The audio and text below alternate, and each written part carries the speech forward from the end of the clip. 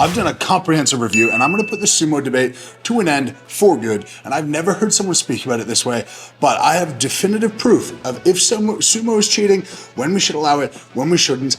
And to me, after doing this, this will forever be my opinion. And I actually think powerlifting rules should adopt this dogma when it comes to the standards with deadlifting, because it is 100% obvious when it's stated this way. Now let's talk first about sumo versus conventional. Of course, sumo, feet are wide, hands are inside. Conventional, feet are inside, hands are outside your legs. When we look at the research, in terms of muscle activation, conventional has greater quadriceps, medial gastrocs, tibialis anterior, hip adductor, gluteus maximus, T12 and L3 paraspinal muscles, and middle trapezius activity greater than that of sumo.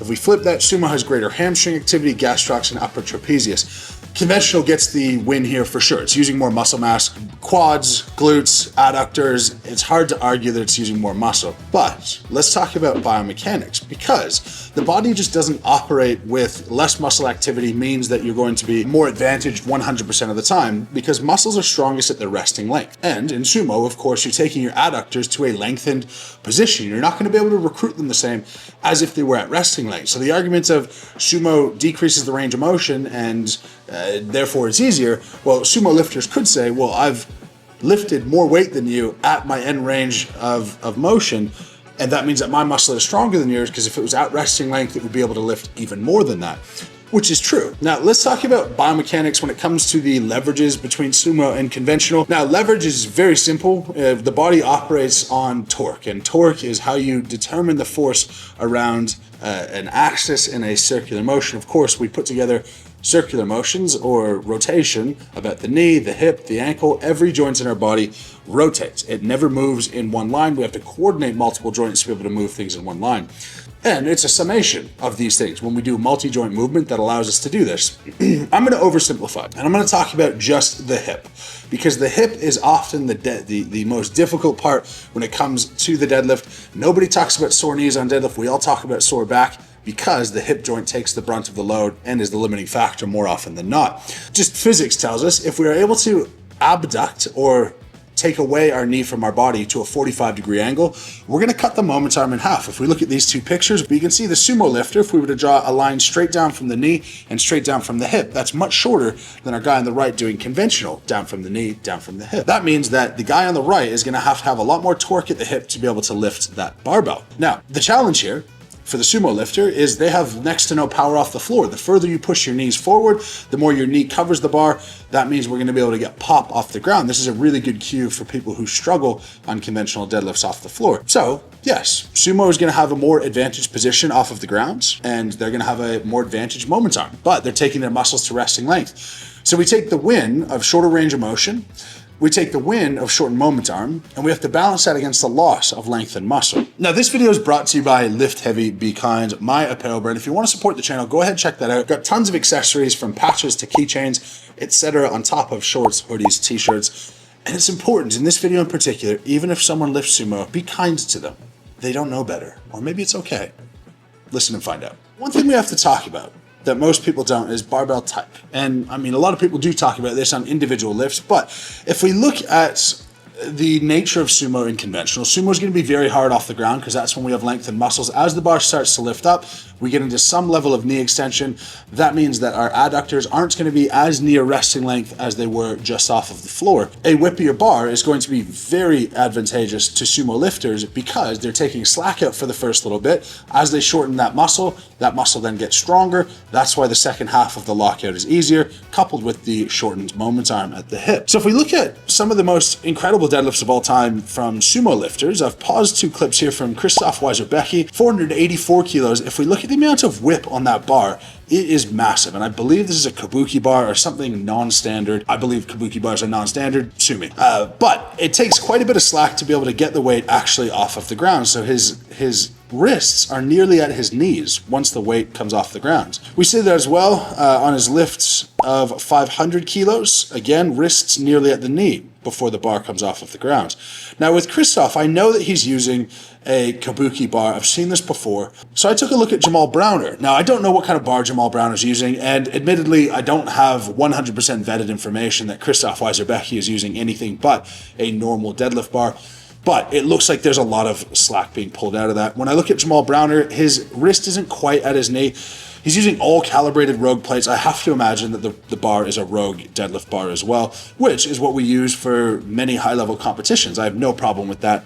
Jamal Browner lifting 483 kilos, still quite a bit of slack. That bar is still bending a considerable amount. If we compare this to conventional deadlifters, of course the bar isn't going to bend as much because we're grabbing the bar outside. The wider you grab the bar, the less slack there's going to be in it, the less give there is. So this brings me to my points, and I'm going to back this up with a lot of data. But my verdict, my 100% clear verdict, is that sumo should be directly compared on stiff bars, but as soon as we introduce a deadlift bar or anything whippier, it should be disallowed altogether. If we look at results, I have this first from Christoph Weiser-Becky.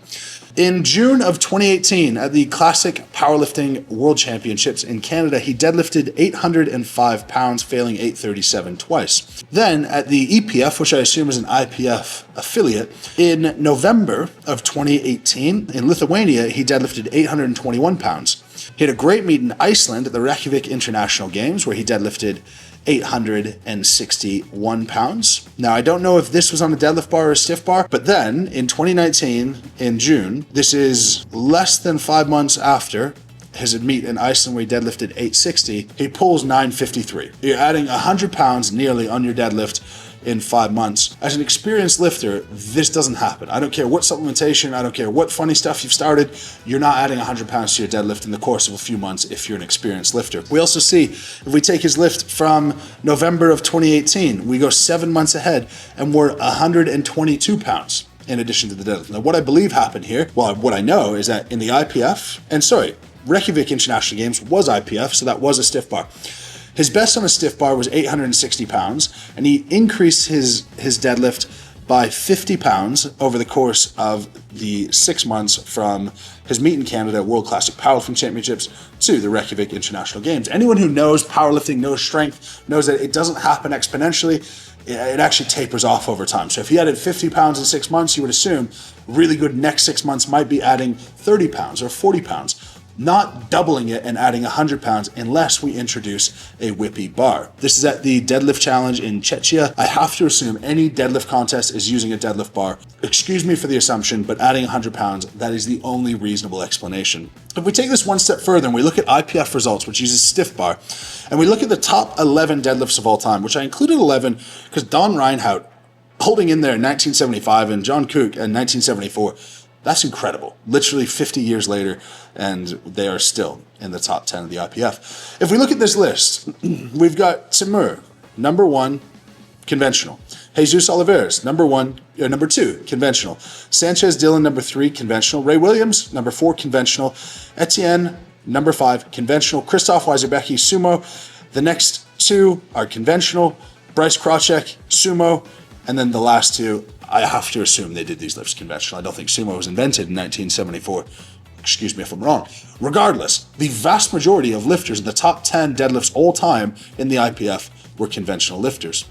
If we look at the top 10 lifters from whippy bar federations, which there are a variety, Danny Grigsby, sumo. Colton Engelbrecht, sumo. Benedict Magnuson, conventional. He was a strongman, and apparently there's a bit of controversy around that deadlift. I have no idea. Regardless, one of the strongest deadlifters of all time in strongman. He probably could have done it. Regardless, conventional. Jamal Browner, sumo. Christoph Weiser-Becky, sumo. On. Most of these guys are sumo. The vast majority of these guys are sumo, because the whip of the bar is what makes sumo unfair. If we take the equal balance of length and muscle, you take the load straight away, you get the mechanical advantage, could go one way or the other. In lighter weight classes where they're shorter and the bar is higher in proportion to their body, we start to get more sumo advantage. And I see no problem with that. That's just a height discrepancy.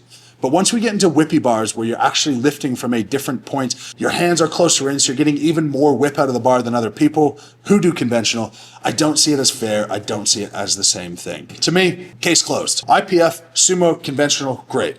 Whippy bar federations, we got to separate the category. It's based on the data, based on the results. It's obvious that sumo is causing an advantage to these guys. You might want to say, well, everyone learned to do sumo and lengthen your adductors and whatever. Sure, fine. Personally, I think conventional deadlifts just look better. I think they're more impressive, generally speaking. And I've actually grown fond of the sort of sumo-conventional combination with closer feet, hands inside. That looks cool to me. But still, I think, unfair when compared to a traditional, conventional deadlift. Let me know what you guys think. I think I solved it. I think this is a definitive answer. I think it makes a lot of sense. I hope no one's offended. Maybe someone will be. But sumo, whippy bar, doesn't feel like the same lift as sumo on a stiff bar. Let me know in the comments. As per usual, guys, lift heavy, be kind. You're welcome for cracking the case, and we'll see you tomorrow.